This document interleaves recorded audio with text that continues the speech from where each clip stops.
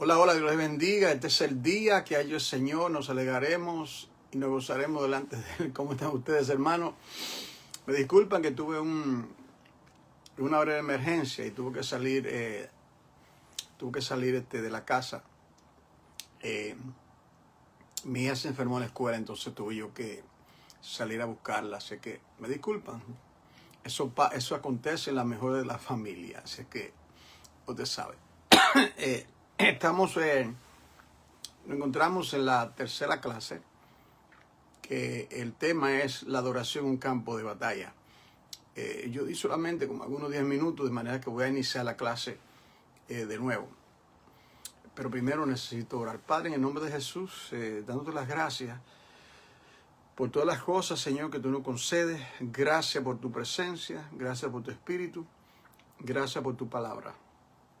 Te pido, Señor, que sea con nosotros, que nos ayuda, que nos asista, por tu Ruach HaKodesh, tu Espíritu Santo, el Maestro de la Iglesia, el Paracleto, el que está con y en nosotros.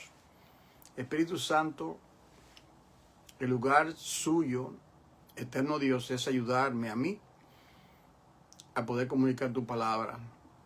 Señor, tú sabes que sin ti yo no puedo hacer nada, pero Señor, ayúdame por favor, por amor a tu nombre y para edificación de la iglesia. En el nombre de Jesucristo. Amén. Bien, amados, pues, nos encontramos en esta expedición bíblica de tratar un tema que me temo que se habla muy poco. Se adora mucho, se canta mucho, pero se estudia poco con relación a esa ciencia llamada la himnología. Decíamos que la himnología, ¿verdad?, tanto en el Antiguo Testamento como en el Nuevo Testamento, es el estudio de los himnos. Y yo les decía que desde joven me entregaron, aquí tengo un himnario, himnario de gloria, himnario de triunfo, y juntamente yo vi a los hermanos que ellos iban a la iglesia con... Entonces yo también compré un himnario y comencé a aprender los himnos y los coritos. Fue mucho tiempo después, yo diría décadas, les doy esto como un testimonio, que entonces el Señor en su gracia me llevó a mirar la temática de la himnología, la ciencia de los himnos, el cantar, el adorar a Dios por ese medio, ese es uno solo de los medios, y tener un poquito más de entendimiento.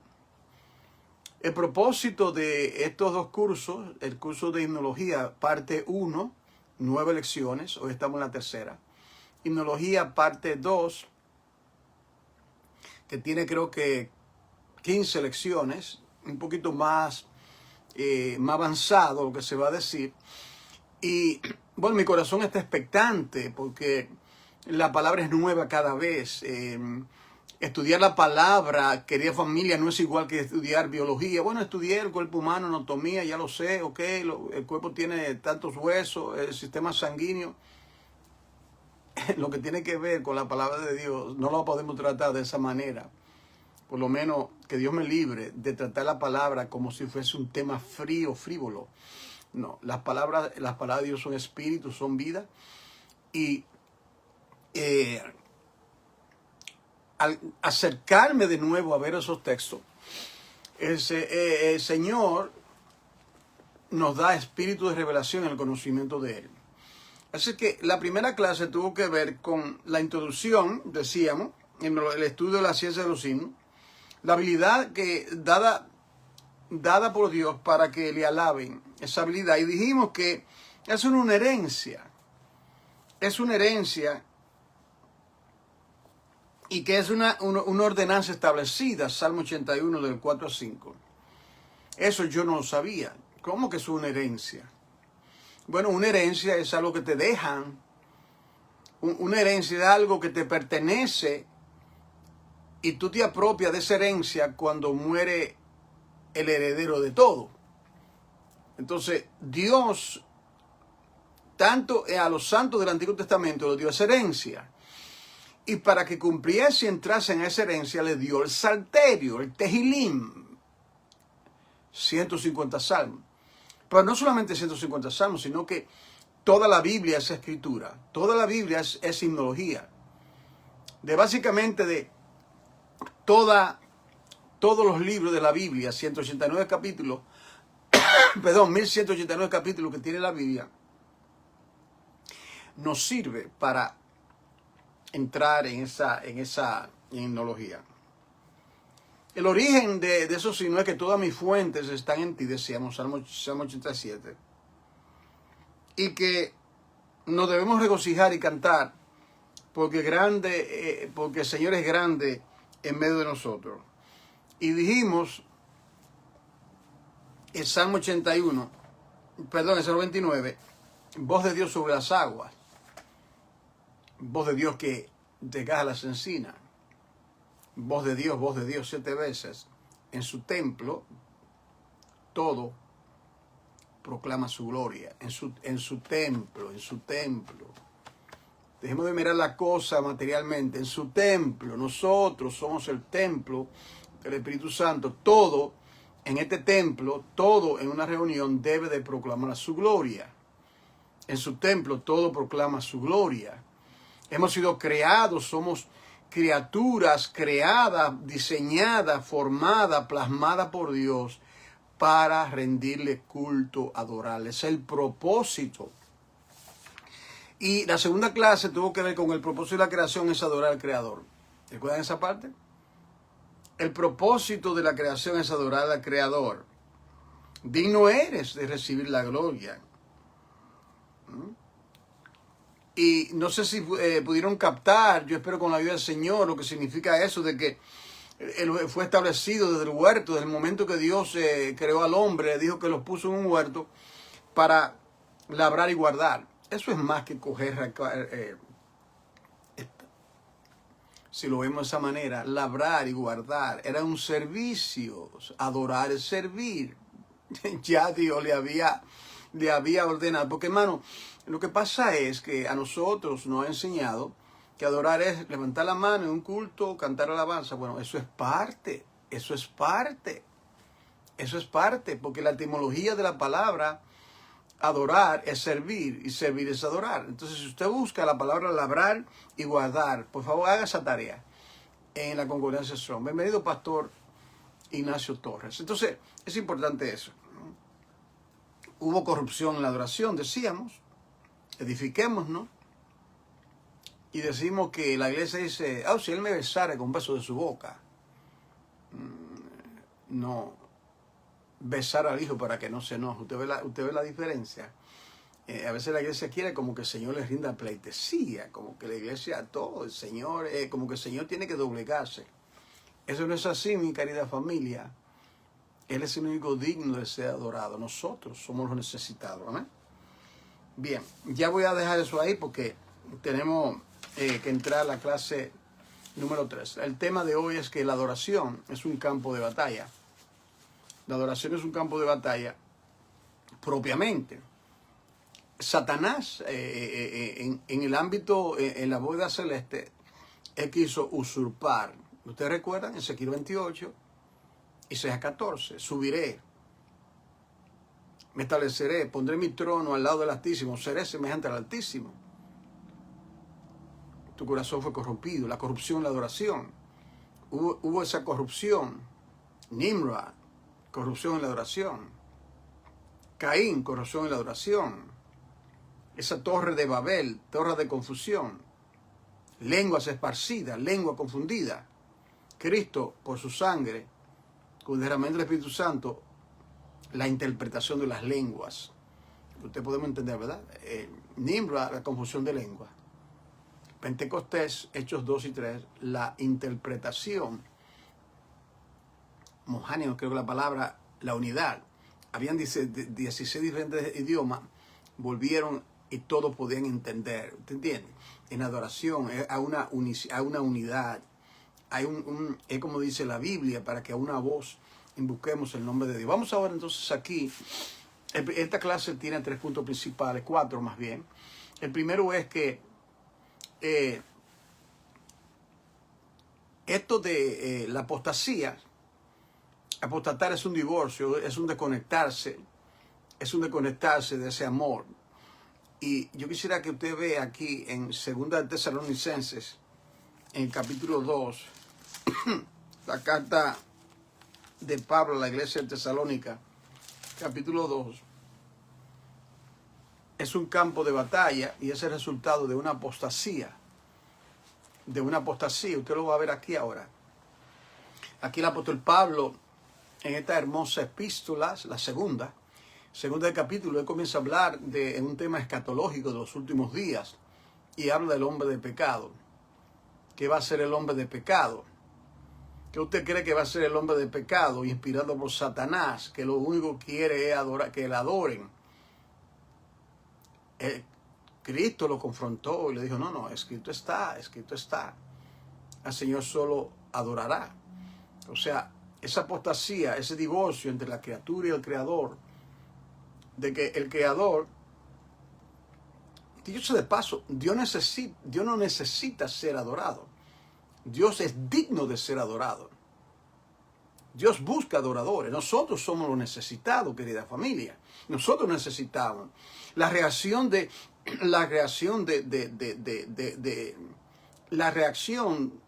poner de esta manera, solo los redimidos adoran. Usted ha visto esto. Solo los redimidos pueden adorar, cantar, alabar, servir. Las religiones hacen un simulacro, un falso simulacro. Prenden vela, tienen estatua, hacen rito, vano. Una adoración falsa, como la señora de Samaria. En un momento dado estaremos estudiando ese glorioso pasaje, ¿ok? Ahora bien, aquí en 2 Tesalonicenses capítulo dice, pero con respecto a la venida de nuestro Señor Jesucristo y vuestra reunión con Él, el tema escatológico, os rogamos, Señor, que no os dejen mover fácilmente de vuestro modo de pensar, ni de conturbar ni por espíritu, ni por palabra, ni por carta, como si fuese nuestra, dice Pablo, en el sentido de que el día del Señor está cerca. No se dejen mover. Viene la apostasía, viene el divorcio, ¿ok? Nadie se engañe en ninguna manera, porque no vendrá sin que antes venga la apostasía. ¿Ok? Y cuando viene la apostasía, y ya estamos en esos últimos días, dice aquí, se manifestará el hombre de pecado, el hijo de perdición, ya sabemos que es el anticristo. ¿Qué hará él, siendo que es el hijo de perdición o el hijo de Satanás? Mire, hermano, de la misma manera que el Padre engendró al Hijo, su Hijo unigénito, Satanás hace un simulacro y él también tiene su engendro, el hijo de perdición. ¿Qué hicieron cuando Cristo nació? Vinieron a adorarle. ¿Qué quiere el hijo de perdición? Él quiere adoración. Él tiene una sed insaciable, él quiere ser reconocido. Entonces dice que se levanta contra todo lo que se llama Dios, lo hizo allá en el cielo, ¿verdad? Y es objeto de culto. Todo lo que es objeto de culto al Dios verdadero, él se opone, él se levanta en contra. Eso es apostasía. Está desvinculado. Tanto que se sienta en el templo de Dios. ¿Qué fue lo que dijo? En Ezequiel 14, subiré, seré semejante al Altísimo. Ustedes recuerdan, ¿verdad? Dice, haciéndose pasar por Dios.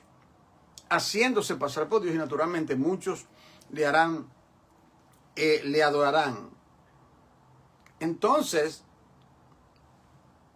la palabra clave es esta, no os dejéis mover, versículo 2, 2 Tesalonicenses 2:2. No te dejes mover, mantente firme, mantén el curso, mantente la palabra, mantente el espíritu, no te dejes mover. Entonces, dice que no nos dejemos mover. Está el hombre de pecado, el hijo de perdición.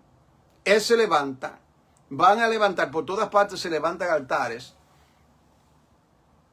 se levantan hombres, y se opone y se levanta. Ok, entonces se opone y se levanta. No solamente se opone, no se queda neutral, se levanta y se hace pasar por Dios. Es una batalla. Por eso es que decimos que la adoración, el tema es un campo de batalla. Y decíamos nosotros ayer que la adoración es evidencia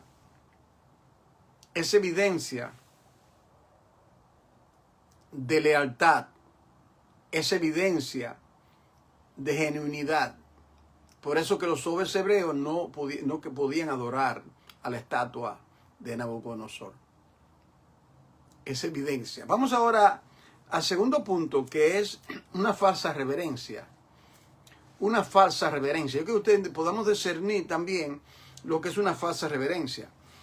Aquí en Lucas, en el capítulo 22, tengan en mente lo que significa un beso en la Biblia.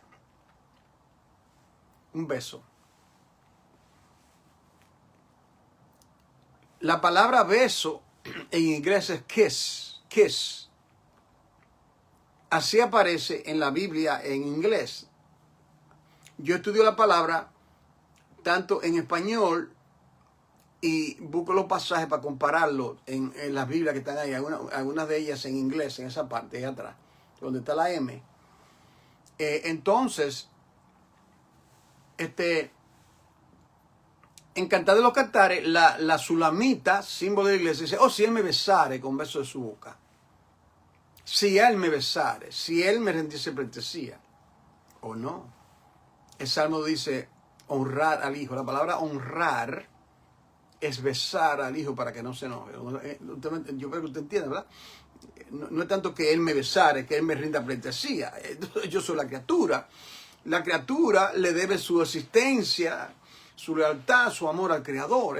La criatura es que necesita al Creador. La criatura es que necesita doblegarse, doblar sus rodillas, reconocerle, servirle a Jehová con alegría. Entremos con acción de gracia.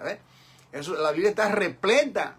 La Biblia es música, yo diría, ¿verdad? Toda la Biblia es música. Es un himno de adoración y exaltación al Creador. Todo en la Biblia es con el fin de enseñarnos a servirle a Él. Aquí tengan en mente la palabra beso. Vamos a leer aquí Lucas capítulo 22.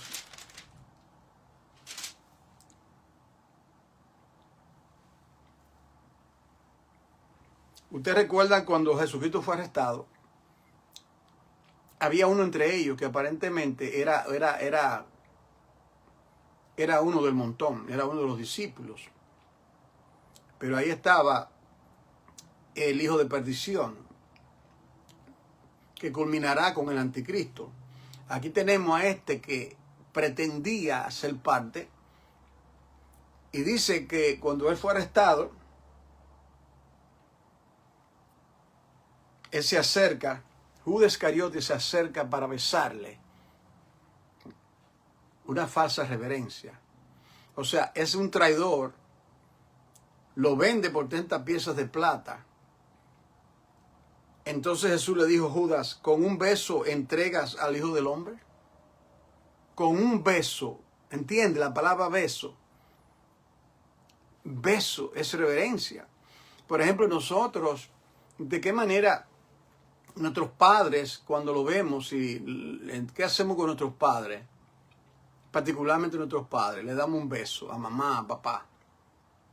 Reverencia, pleitesía. Porque ellos son dignos, merecen ese reconocimiento. Un beso. Entonces en Juan, esto es una falsa reverencia, eso es lo que estamos hablando. Es una falsa reverencia. Los demás discípulos, seguramente ellos daban el shalom, la paz, y seguramente se besaban. Ahí había genuinidad, había amor, pero en este caso falsa. En muchos lugares me temo que hay falsa reverencia en el campamento de los santos.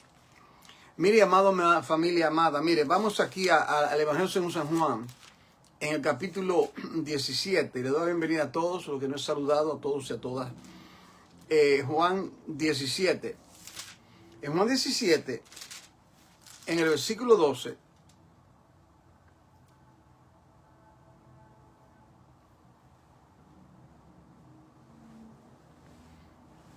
Jesucristo ora por sus discípulos, esa bella intercesión del capítulo 17 de Juan 17, esa hermosa intercesión, él intercediendo por sus discípulos.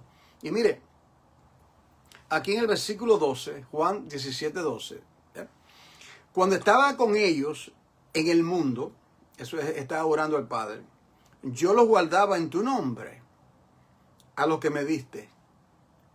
Yo los guardé y ninguno de ellos se perdió, sino el hijo de perdición, para que la escritura se cumpliese.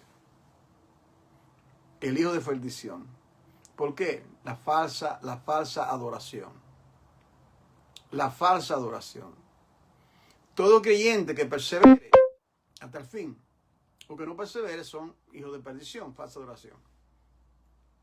Ahora, aquí vamos al punto número 3, que es táctica, el punto número 3 es táctica de la guerra. Estamos hablando que la adoración es un campo de batalla. Es un campo de batalla. Y yo no podía entender eso por muchas décadas. Pero todo a su tiempo, el Señor tiene manera de abrir los ojos de nuestro entendimiento, de darnos revelación escritural. Eso lo hace el Señor.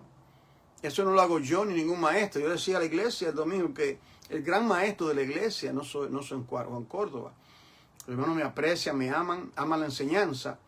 Yo soy solamente un instrumento. El gran maestro es el Espíritu Santo, querido hermano. Es el gran maestro, el Paracleto. Él nos guiará. Él nos recordará todas las cosas. ¿Se da cuenta? El Espíritu Santo. Que el Espíritu Santo sea honrado en estos momentos. El Espíritu de Dios, porque el Espíritu Santo es Dios. Ahora, aquí en el Salmo 149, vamos a ver un poco lo que es la táctica de la guerra. Usted entiende ese término, táctica. Una táctica para, como la adoración es un campo de batalla, hay táctica para la guerra. Todos los ejércitos tienen su táctica, todos los ejércitos tienen su plan de ataque. Nosotros también tenemos táctica para la guerra, lo que podemos llamar. Aquí en el Salmo 149.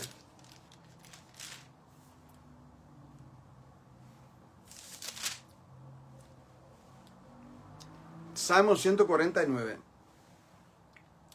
Usted va a ver aquí, quizás usted ha leído este salmo y nunca lo ha considerado, que es un salmo que habla de táctica para la guerra.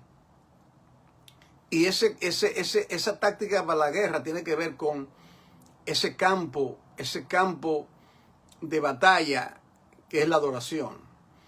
Y no solamente este salmo, usted lo va a ver en otros pasajes que vamos a leer en Crónica, en Isaías. Vamos a leer otros pasajes y confío en el Señor, que el Señor les muestre. Como todos tenemos el Espíritu Santo, amada familia, usted puede orar a Dios por entendimiento. Si, por ejemplo, yo digo algo y usted no lo entiende, Señor, por favor, ayúdame. Esto es precioso, poder discernirlo. Ayúdame a entenderlo, Señor. Y si su corazón está preparado, Él le va a enseñar. Si no está preparado, el velo quedará todavía, pero llegará un momento. Siga tocando y el Señor le va a revelar y le va a mostrar cosas muy hermosas. Aquí en el Salmo 149, usted va a ver aquí lo que es la táctica para la guerra. Dice el Salmo 149, comienza con la palabra cantad a Jehová cántico nuevo. Su alabanza sea en la congregación de los santos. Cantemos. Pero mire lo que va a acontecer ahora. Alégrese Israel en su hacedor. Los hijos de Sión se gozan en su rey. Alaban su nombre con danza. Con pandero y arpa a él canten. Podemos cantar. Tuve la ocasión solamente una sola vez en mi vida. Bueno, cuando yo fui ordenado al ministerio, hace unas cuantas décadas que fui ordenado al ministerio, hubo una hermana que tocó. Yo nunca puedo olvidar esa hermana tocando el arpa. Hubo una presencia del Señor tan sublime. Eso algo se me ha quedado en mi memoria. cómo el Espíritu Santo estuvo con nosotros, con los instrumentos, arpas, panderos, todo eso. Yo no critico a un hermano, los hermanos que dan un brinco de júbilo y de alegría. ¿Por qué no? Si usted quiere brincar, después que no haga un desorden, sean decentemente y con orden. Alguna persona no quiere ni mueven la mano. Yo no podía estar con una estatua. Para mí me gusta expresar, levantar mi mano, cantar al Señor. Dice aquí, alaben su nombre con danza, con pandero y arpa, Jehová cante. Ahora, aquí viene por qué. Usted ve el versículo 4. Ojo y oído, porque ahí dice el por qué. Él dice, hagan eso. Ustedes se congregan, alaban, adoran, cantan, danzan, arpas, instrumentos. Instrumentos de repercusión, instrumentos de cuerdas. Todo eso. Hagan eso. Ahora, aquí viene la razón. Dice aquí. Porque Jehová tiene contentamiento en su pueblo. Ya ahí es el motivo. El Señor tiene contentamiento en su pueblo. No solamente contentamiento en que su pueblo haga lo que Él dice. Y Dios también se alegra, se goza. Dios es un ser emotivo. Dios se ríe. Dios se goza. Y Él canta también. Dice, porque Jehová tiene contentamiento en su pueblo, hermoseará a los humildes con la salvación. Regocíen los santos por su gloria.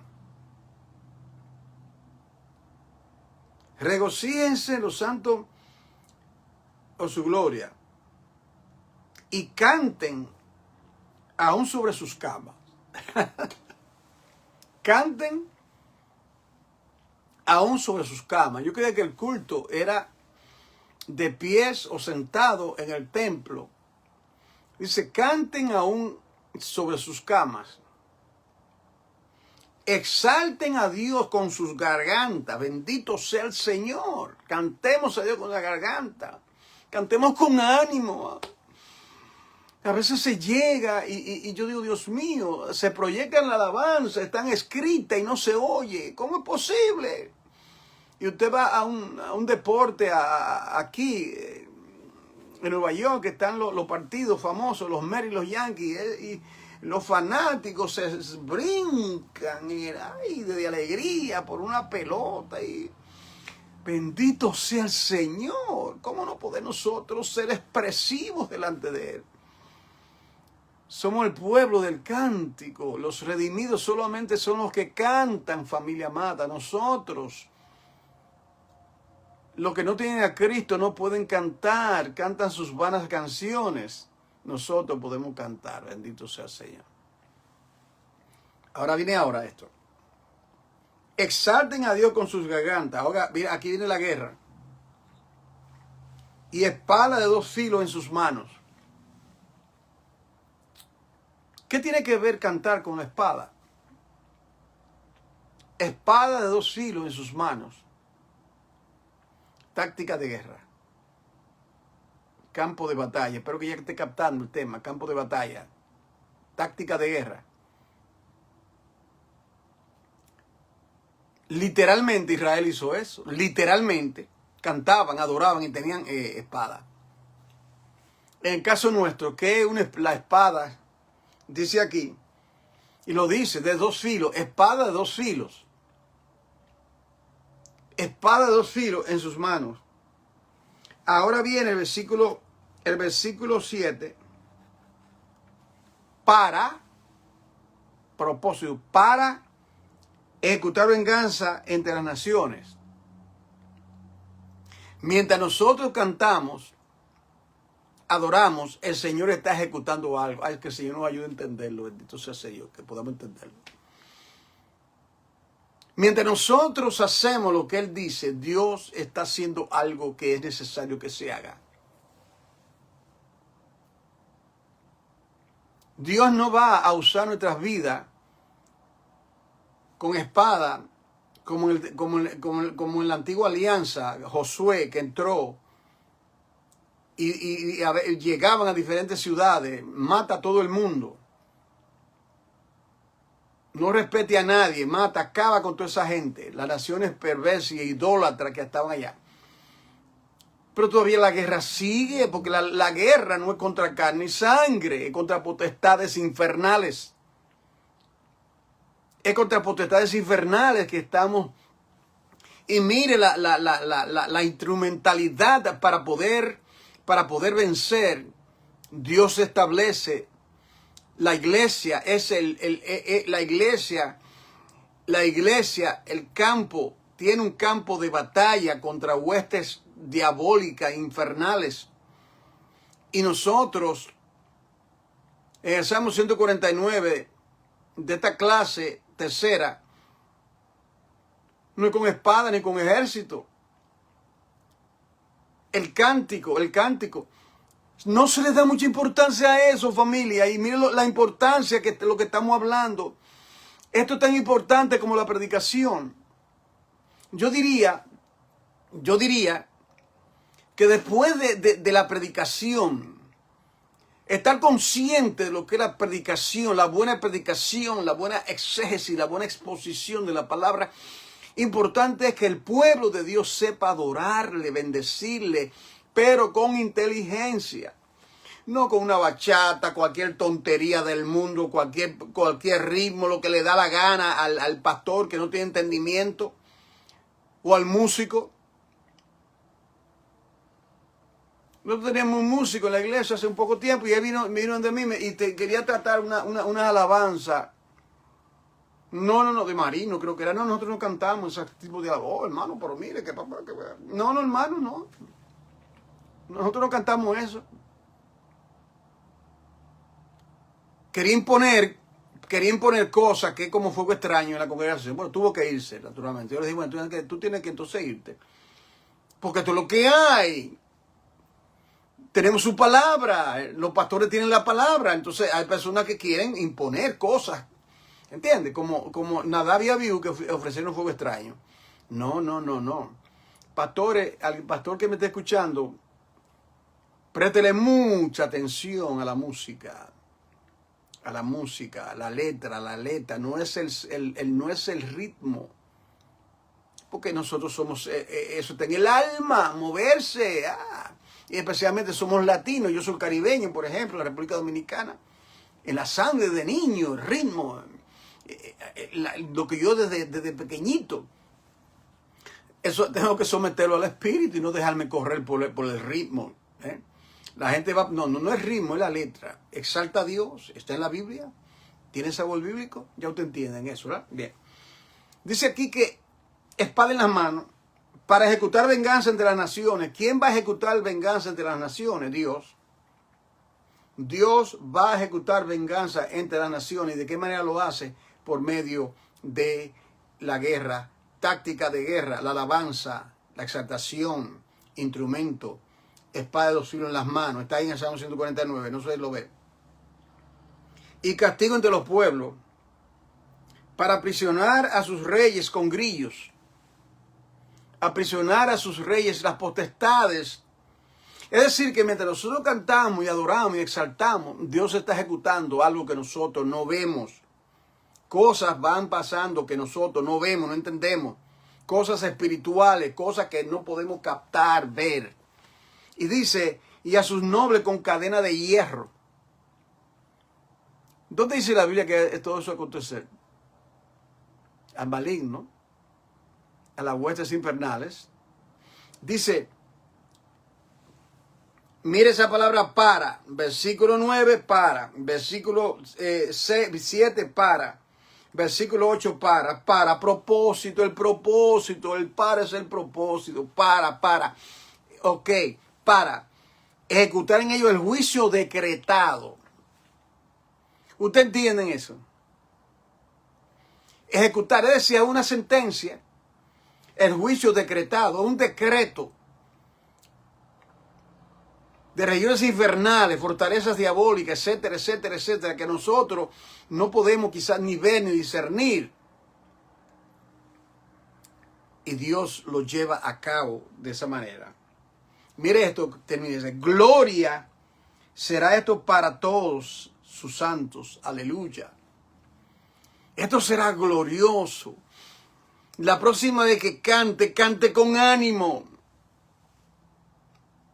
Nosotros nos ponemos de pie para que pueda mejor. Cantamos puestos de pies. Siempre era puesto de pies. A no ser que usted no pueda. Apréndase la alabanza, los cánticos, mire, entone, aprenda, únase, para que a una voz invoquemos el nombre del Señor. Cuarto punto, la guerra es de Jehová. La guerra, en esta batalla y la adoración, en este campo de batalla, la guerra es de Jehová. Vamos a verlo aquí en Segunda de Crónicas. Segunda de Crónicas,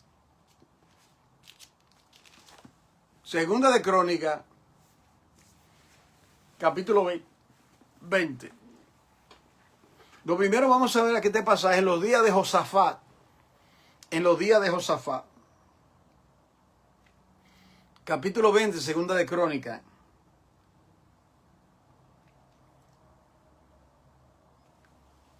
Se le dijo al rey,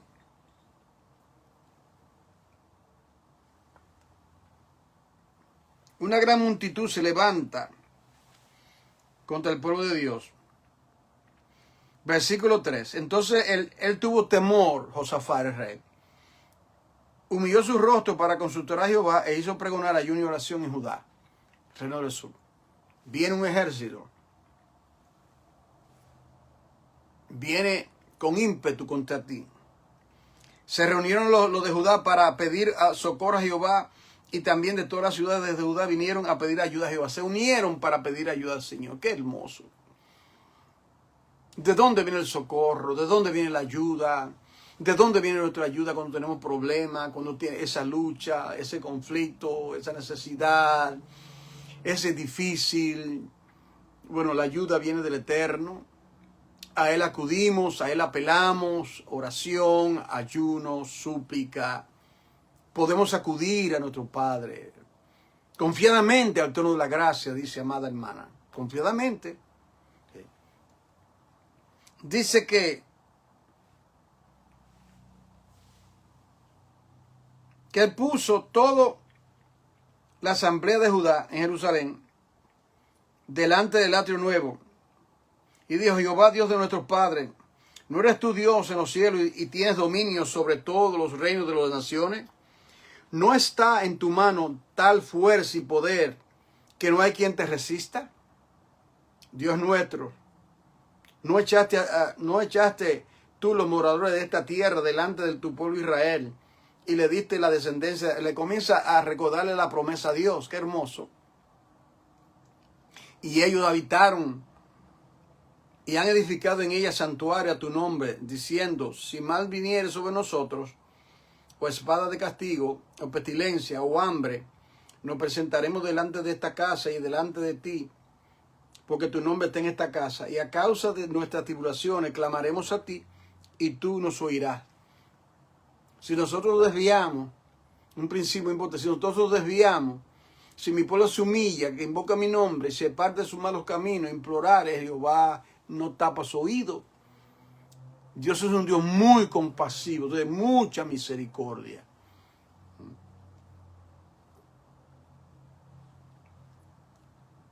Ellos quieren regresar y echar a Israel fuera. Versículo 12. Oh Dios nuestro, ¿no lo juzgará tú porque en nosotros no hay fuerza contra tan grande multitud que viene contra nosotros?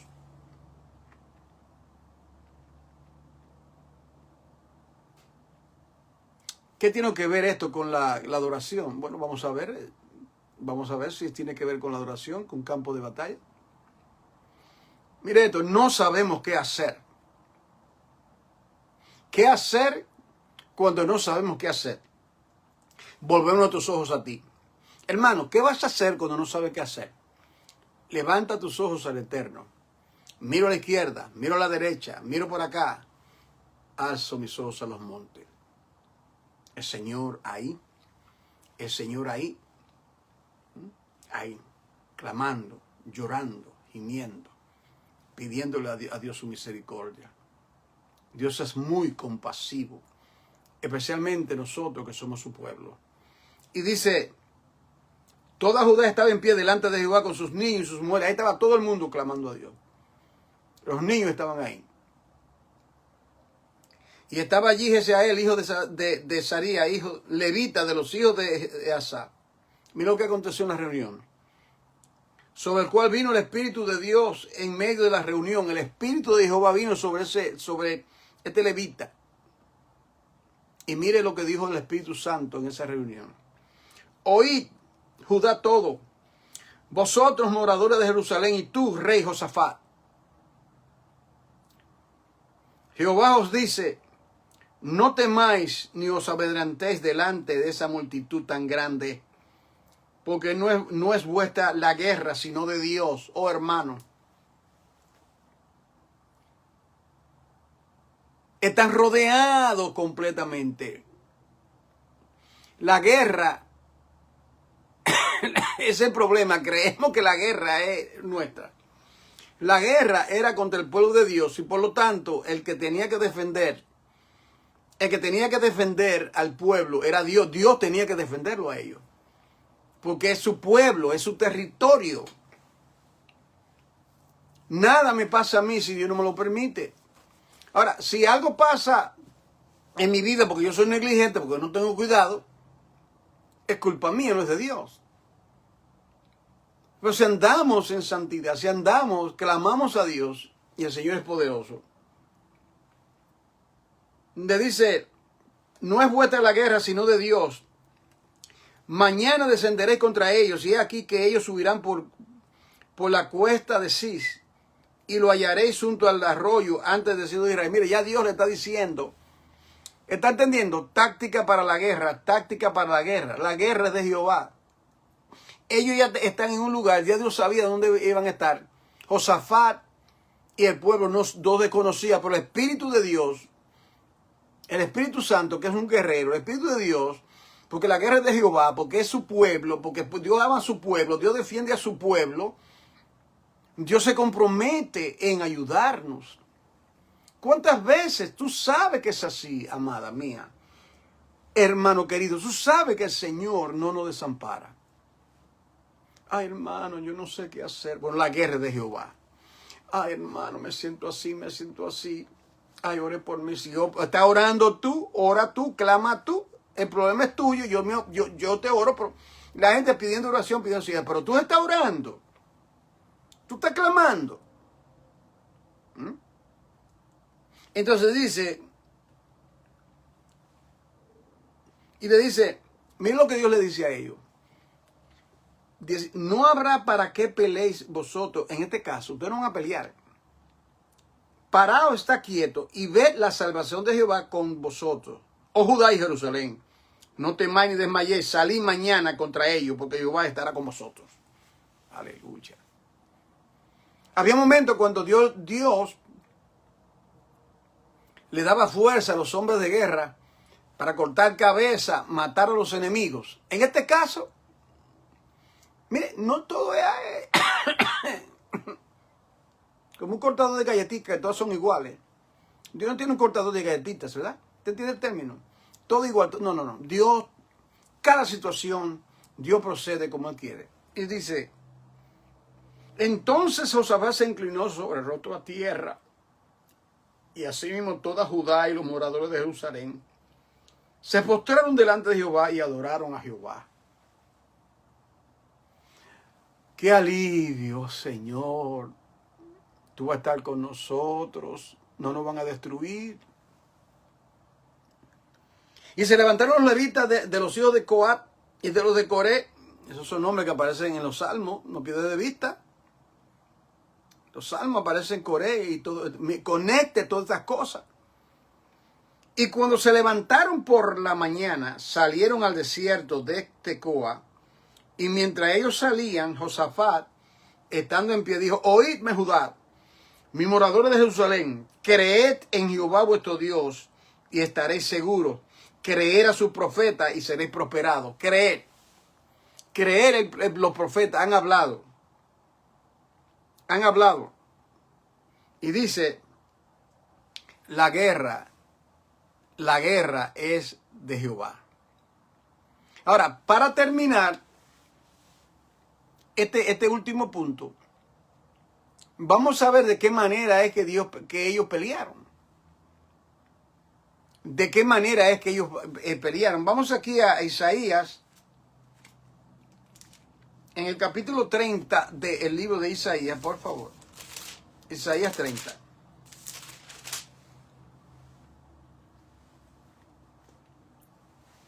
Isaías 30.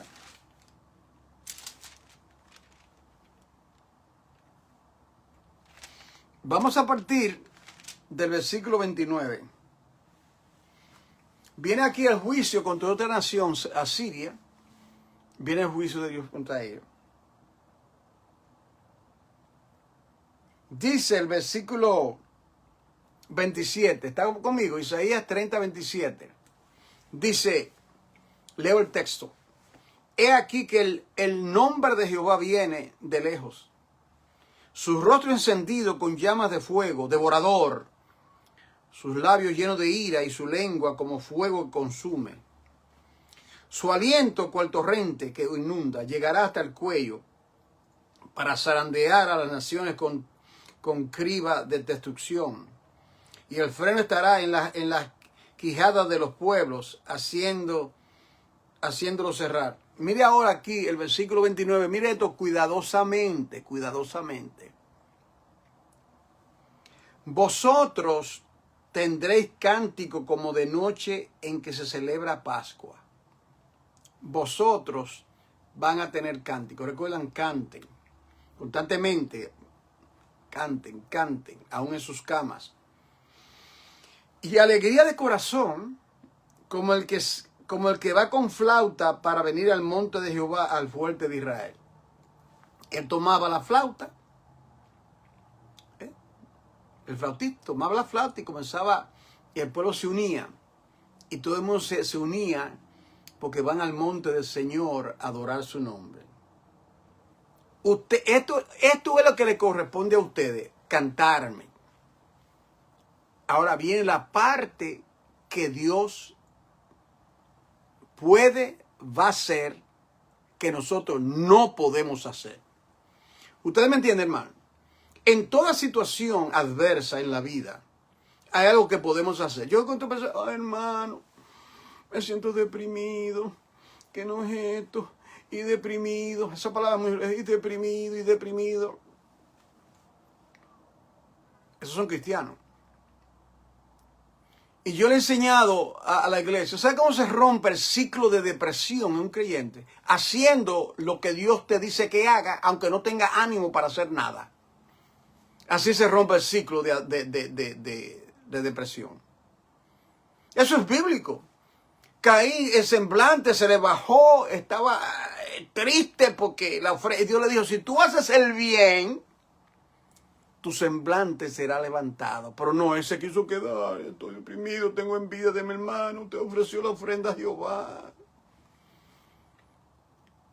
Toda persona deprimida en consejo, yo digo eso. Yo digo, ok, no arregla la cama, la casa está desordenada, abre la ventana, que entre aire, da una caminada, date un baño, comienza a moverte y el ciclo se va a romper. Sé responsable. Ay, qué malo, yo no puedo ni levantar. Si hay un fuego, no te levantas. Por favor. Dice aquí, ok, nosotros vamos a tener cántico, alabamos. Y aquí viene, Jehová hará oír su potente voz. Aquí hay dos voces, ¿verdad? Vosotros tendréis cántico, la voz suya. Pero ¿cuál es la voz que prevalece? Y Jehová, ustedes hacen eso, y Jehová hará oír su potente voz y hará ver el descenso de su brazo. El descenso de su brazo significa su poder, su fuerza, su omnipotencia.